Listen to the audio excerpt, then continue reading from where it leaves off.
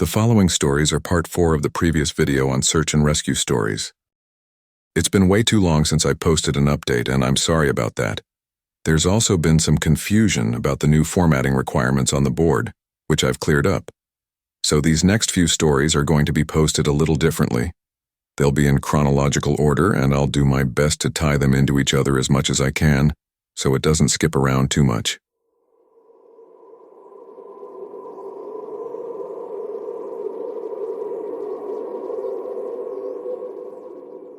When I started out as a rookie, no one had told me a lot about the job in terms of weird things that could happen.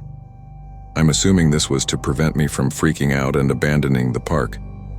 But a few months into my service, a friend and I were drunk at a party, and he opened up a bit. He said, "Yeah, it can get a little crazy out there, I guess.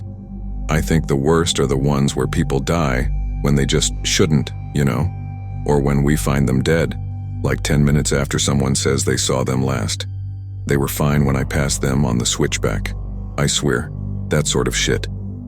Like, take this guy who I found one spring on a really popular trail. Someone comes into the VC freaking out about some guy who's lying in the middle of the path in this giant pool of blood.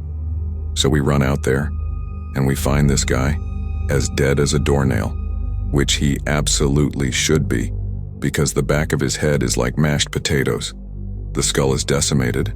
Brains are leaking out like custard filling, and this guy's old, so you figure, yeah, he probably fell and hit his head. Old people fall all the time. It's no big deal, except that this area where he fell doesn't have any big rocks. There's not even any stumps or big branches.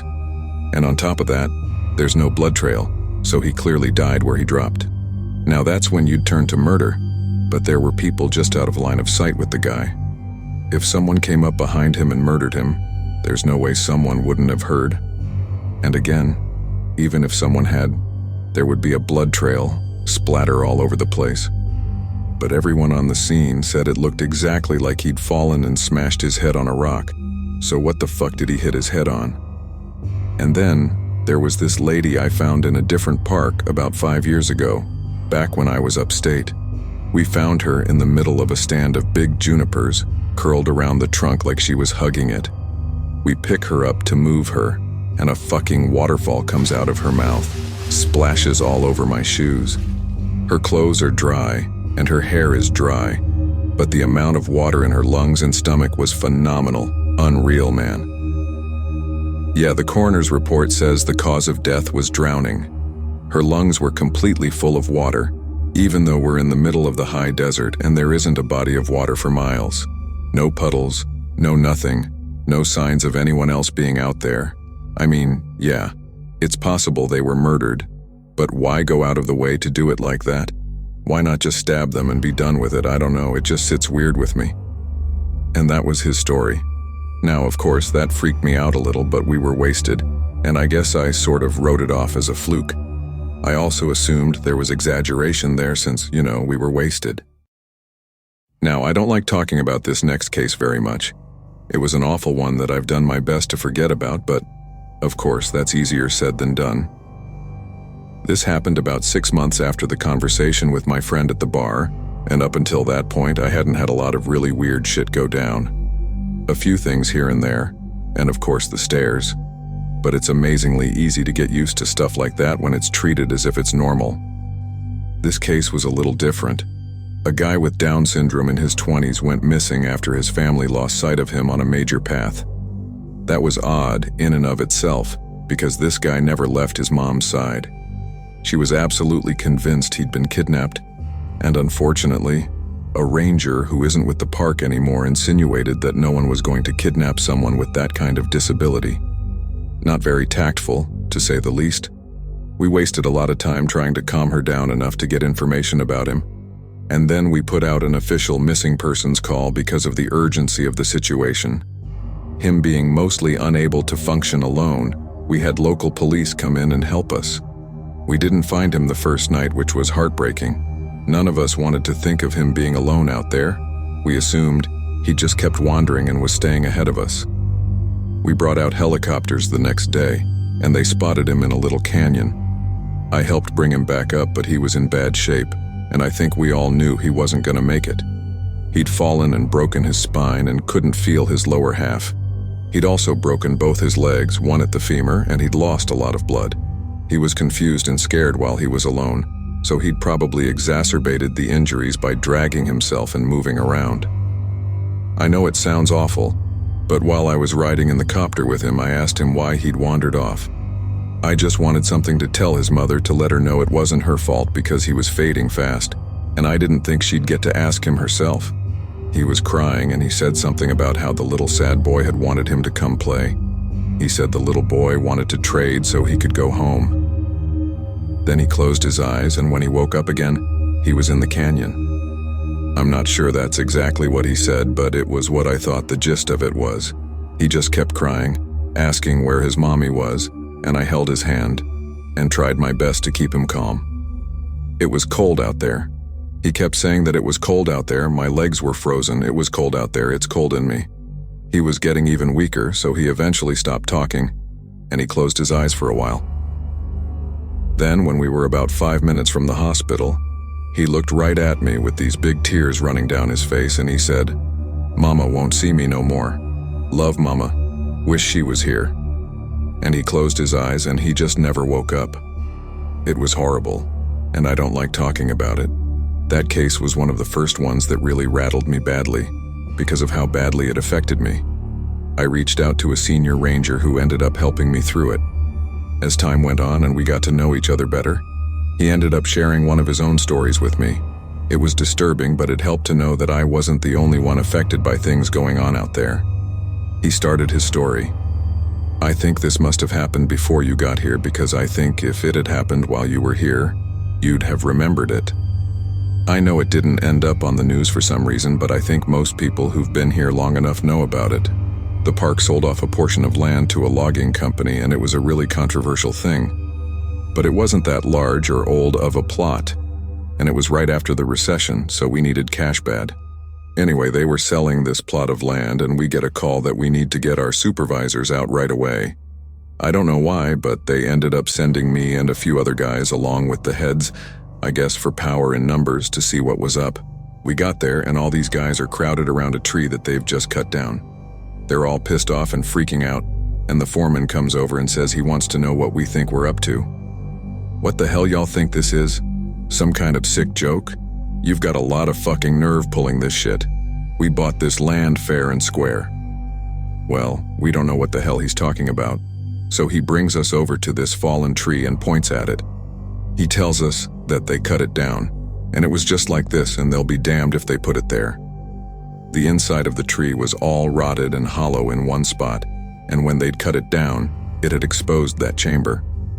And inside of it was a hand, like a perfectly severed hand, and looks like it's actually fused with the inside of the tree. Well, now we think they're pulling a joke, so we tell them that we don't like being fucked with, and we start to leave.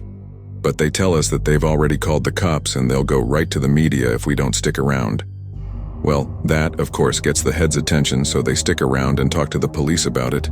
Everyone is denying that they put the hand in there, and besides, how would anyone have ever done it? It's clearly a real hand, but it's not mummified or skeletal.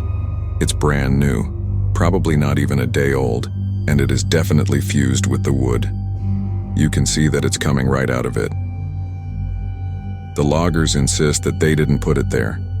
Somehow, this fresh human hand ended up fused to the inside of this living tree.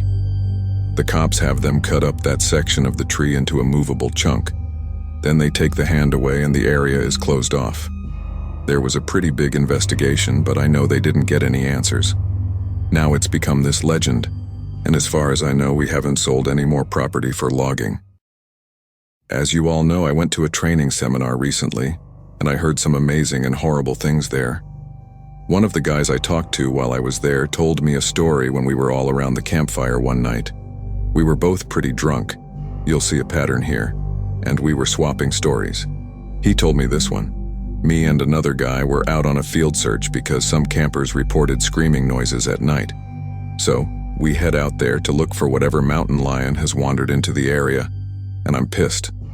We've had 3 of them show up in the camping areas that year alone, and I'm getting tired as hell of constantly having to deal with them. Plus, I just don't like them. They're a pain in the ass, they're loud, and they scare the shit out of me. Fucking cats, pieces of shit.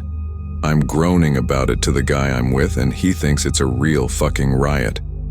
So, we're seeing all these broken branches and what looks like dens, and we're pretty sure we know where this thing is. I call in, and they tell me to confirm if possible, which, just means they want you to step in a big pile of shit and use that as proof. I'm not seeing any though, so I basically just tell him to shove it. I'm done. We know that damn thing's out there somewhere, even if I'm not stepping in its shit or inside its mouth or whatever. The guy I'm with wanders off to take a piss or whatever, and I stay behind watching this little burrow under a tree to see if maybe a fox or something is living under it, because I love foxes, man. They're cute as hell. But anyway, I'm watching this tree, and I start hearing branches crackling, and it's coming from the direction my partner went, opposite of. Now, I've got my pistol, but you and I both know that's not gonna do shit against the cat. I cock it and holler for my partner to get his dumb ass back here, but he's too far, and he can't hear me. I stand up and get my sights on where this thing is approaching, and I shit you not, man, I just about pissed myself. This guy is coming towards me, and he's backflipping through the fucking woods. Like, instead of walking, he's doing these crazy fucking backflips, and I swear to God he cleared every fucking log and bush in his path. It was like he knew right where he was going. I yell at the guy to stop where he is and that I'm pointing a gun at him, but he keeps coming, and I just kinda lost it. I shot at the ground in front of him, and it was a dumb fucking thing to do, but man, I didn't want this guy anywhere near me. When I fired, he was about 50 yards from me, and as soon as the gun goes off, he whirls around and goes off, backflipping into the fucking woods again. My partner hears my gun go off and runs back and asks what's up, and I tell him there's some fucking weirdo out here hopped up on God knows what, and we need to get the hell out of Dodge. I let the cops know what happened, and I didn't get in any trouble for firing. But man, I don't know what that motherfucker was on. But I've never seen anything like that before. Shit was absolutely butt-fuck crazy. I think we can agree that there's stuff going on out here in the woods, and while I'm not gonna spout off about what it could be or offer any theories, what I want people to take away from all of this is that it's so damn important to be safe when you're out there. I know a lot of you think you're invincible, but the fact is you can die out there or be hurt or go missing. It's easier than you'd ever imagine.